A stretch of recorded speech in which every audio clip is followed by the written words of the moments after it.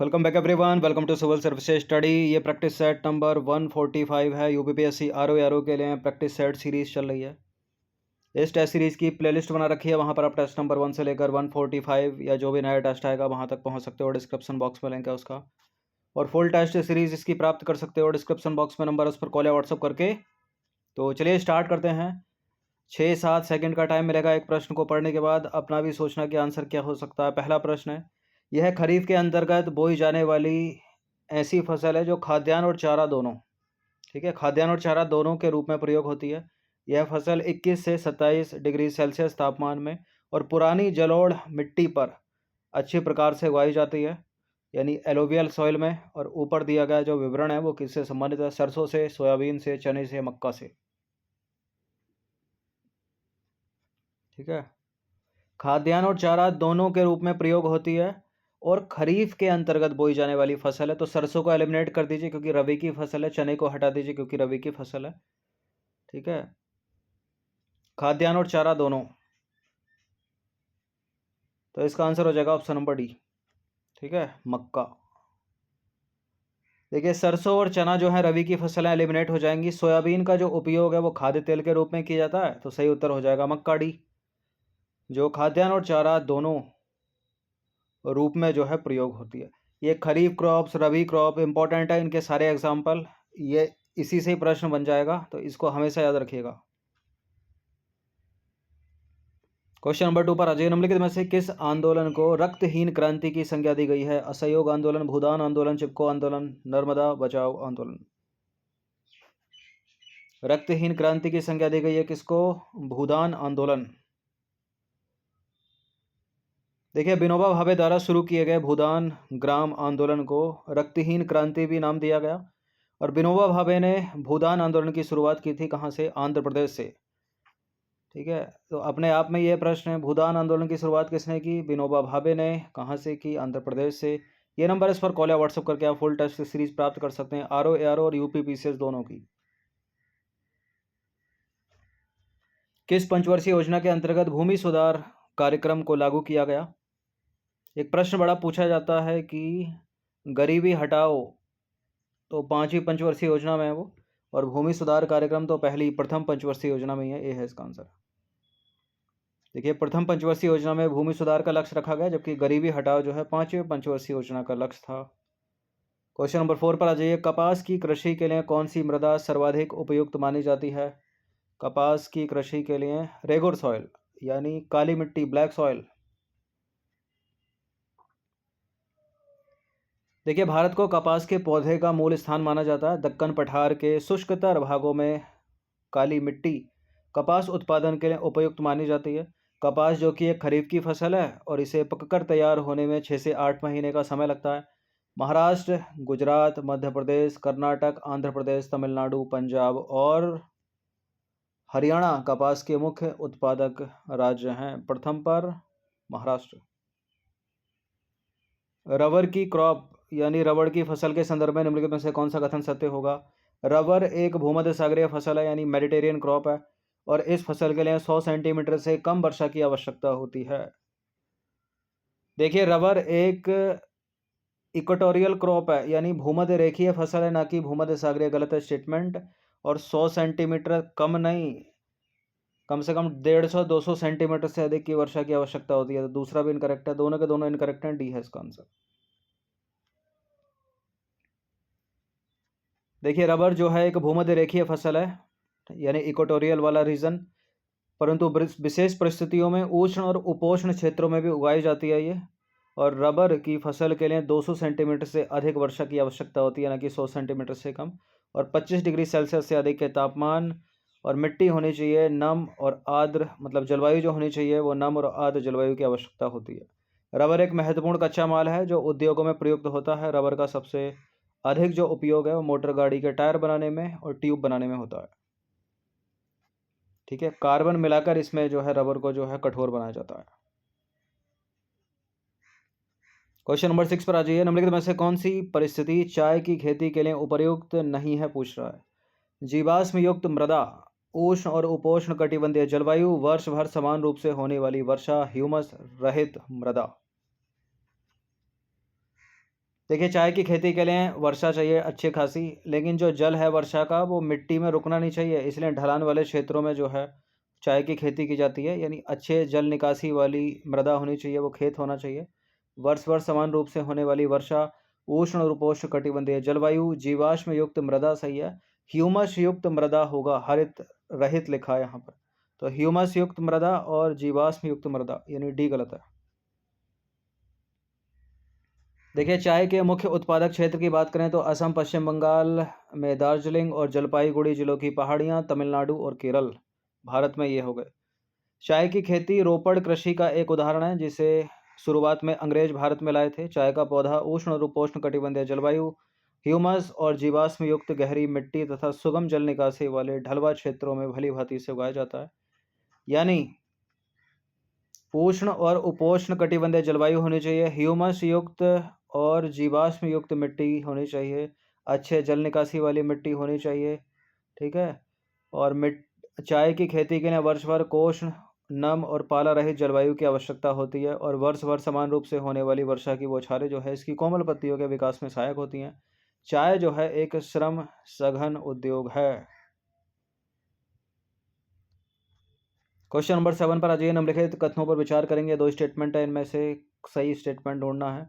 भारत में सबसे अधिक कॉफ़ी का जो उत्पादन है वो कर्नाटक राज्य में होता है, और भारतीय कॉफ़ी की खेती जो है नीलगिरी की पहाड़ियों के आसपास कर्नाटक, केरल और तमिलनाडु में की जाती है।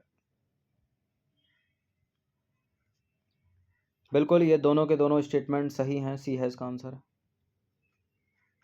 देखिए भारत में सबसे अधिक कॉफ़ी का उत्पादन कर्नाटक राज्य में होता है, और भारतीय कॉफ़ी अपनी गुणवत्ता के लिए विश्वविख्यात है, और इसकी कृषि की शुरुआत बूदन पहाड़ियों से हुई, और आज भी इसकी खेती नीलगिरी की पहाड़ियों के आसपास कर्नाटक, केरल और तमिलनाडु में की जाती है। क्वेश्चन नंबर 8 पर आ जाइए। विश्व में तिलहन का सबसे बड़ा देश कौन सा है? देखिए तिलहन उत्पादन में तो भारत ही प्रथम स्थान पर है। भारत विश्व में सबसे बड़ा तिलहन उत्पादक देश है। मूंगफली, सरसों, नारियल, तिल, सोयाबीन, अरंडी, अलसी, सूरजमुखी भारत में उगाई जाने वाली मुख्य तिलहन फसलें हैं। इनमें से अधिकतर खाद्य फसलें हैं और खाना बनाने में प्रयोग किए जाते हैं। क्वेश्चन नंबर 9 पर आ जाइए। वर्तमान में निम्नलिखित में से कौन मूंगफली के उत्पादन सबसे बड़ा उत्पादक राज्य है? गुजरात है, ठीक है, ऑप्शन नंबर ए है। देखिए देश में गुजरात मूंगफली का सबसे बड़ा उत्पादक राज्य है। उसके बाद राजस्थान, तमिलनाडु, आंध्र प्रदेश, कर्नाटक, मध्य प्रदेश, महाराष्ट्र और पश्चिम बंगाल आते हैं। मूंगफली की जो फसल है वो खरीफ और रबी दोनों मौसम में होती है, और कुल पैदावार में खरीफ मौसम का हिस्सा 75% से अधिक है, यानी खरीफ में अधिक होती है। क्वेश्चन नंबर 10 पर आ जाइए। गन्ने की फसल के संबंध में नीचे दो कथन दिए हैं, कौन सा उसमें करेक्ट होगा? गन्ना एक उष्ण और उपोष्ण कटिबंधीय फसल है, और भारत गन्ने का सबसे बड़ा उत्पादक देश है। गन्ना एक उष्ण और उपोष्ण कटिबंधीय फसल है। ब्राज़ील गन्ने का सबसे बड़ा उत्पादक देश है, तो गलत है दूसरा वाला स्टेटमेंट। देखिए पहला स्टेटमेंट सही है। गन्ना एक उष्ण और उपोष्ण कटिबंधीय फसल है, और यह फसल 21 डिग्री सेल्सियस से 27 डिग्री सेल्सियस तापमान और 75 सेंटीमीटर से 100 सेंटीमीटर वर्षा वाली और आर्द्र जलवायु में बोई जाती है। दूसरा स्टेटमेंट इनकरेक्ट है, क्योंकि भारत नहीं बल्कि ब्राज़ील दुनिया का सबसे बड़ा गन्ना उत्पादक देश है। जिसके बाद है भारत, भारत के बाद है चीन, चीन के बाद है थाईलैंड।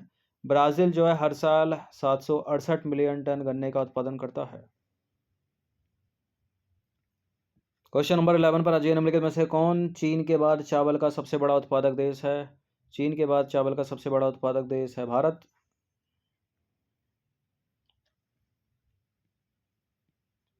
देखिए भारत चीन के बाद दूसरा सबसे बड़ा चावल उत्पादक देश है, और भारतीय राज्य पश्चिम बंगाल में चावल का सर्वाधिक उत्पादन किया जाता है, जबकि गेहूं का उत्पादन भारत के उत्तर प्रदेश में सर्वाधिक है। 12वां प्रश्न है, निर्वाह कृषि के संबंध में निम्नलिखित में से कौन सा स्टेटमेंट गलत है? यह कृषि भूमि के छोटे टुकड़ों पर आदिम कृषि औजारों के द्वारा खेती की जाती है, और यह कृषि प्रायः मानसून पर निर्भर होती है। श्रम प्रधान कृषि है ये, और फसलों की उत्पादकता मृदा की प्राकृतिक उर्वरता पर निर्भर करती है। यहाँ लिखा है नहीं करती है, तो करती है, यही गलत है, यही आंसर है अपना।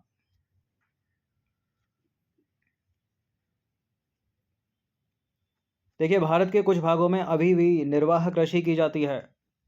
एक तरह से ये झूम कृषि की बात हो रही है। फॉर एग्जाम्पल अगर देखें तो हम प्रारंभिक जीवन निर्वाह कृषि भूमि के छोटे टुकड़ों पर आदिम कृषि औजारों जैसे कि लकड़ी के हल, खुदाई करने वाली छड़ी आदि के द्वारा परिवार अथवा समुदाय श्रम की मदद से की जाती है यह कृषि।